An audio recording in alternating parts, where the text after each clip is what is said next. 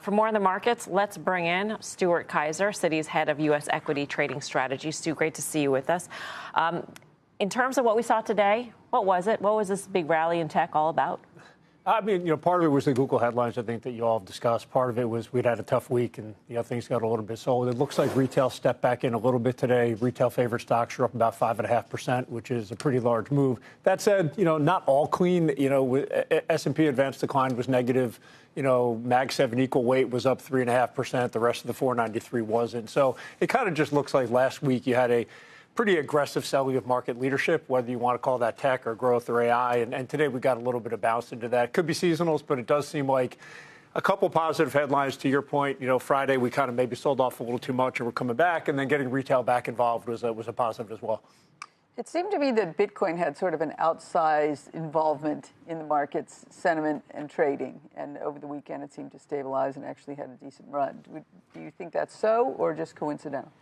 Look, investors are definitely focused on it. I think on Friday there was a view that Bitcoin actually led a little bit of the move lower. And then obviously that's a big retail asset as well. It's hard to know because Bitcoin is so tricky because it doesn't have a fair value. So I think a lot of times it just gets blamed and credited for a lot of stuff because there's not an easy way to put the stake in the ground. But I think it's positive in the sense that it had been negative for risk sentiment. It does suggest retail under pressure, and seeing that kind of stabilize over the weekend, I think just gave the market confidence this wasn't a market flush going on. It was maybe just more of a little bit of indigestion. Stu, we were just talking about U.S., China, Taiwan came up. If Taiwan is some sort of pawn in this global chess match that's willing to be sacrificed, that's significant, I would think. Does that factor into any of the work you're doing now? Well, I'm more of a checkers guy, so I'm going to stay out of that global chess match. Look, I think anything that brings geopolitical tensions down is a positive. I think as far as China-U.S., the bottom line is I think both sides kind of, for lack of a better term, believe in mutually assured destruction. And they realize if this goes way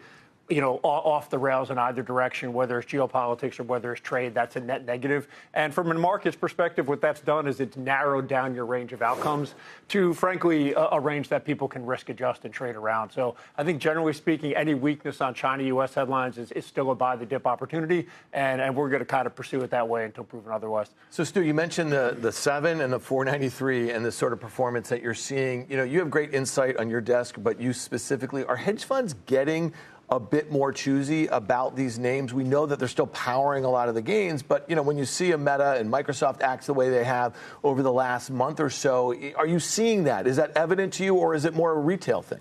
Oh, I think institutions are definitely getting a little more circumspect about this. They're auditing the AI trade in a little bit more of an aggressive way. And like Oracle is the poster child for that, just given what's gone on with those credit spreads. And, Karen made the point earlier about balance sheet. I think the worst balance sheet in the Mag 7 is AA minus, right? Oracle's BBB, and there are other tech companies that have a lot of spending commitments that are rated lower than that. So yeah, I think you're getting some circumspection about, hey, what is the spending, what is your balance sheet strength, and also prove it to me. Show me you can actually generate some revenue off of this. So yeah, I definitely think there's a little bit going on that side of things. And frankly, if you look at Mag 7 as a percent of S&P year to date, it's only about 40% of the market cap gain. So the trade has broadened out. And I think now that you're seeing some cracks in it, people are maybe questioning some of that broadening out and going maybe stock by stock and saying, where am I comfortable being out there and where am I a little less comfortable?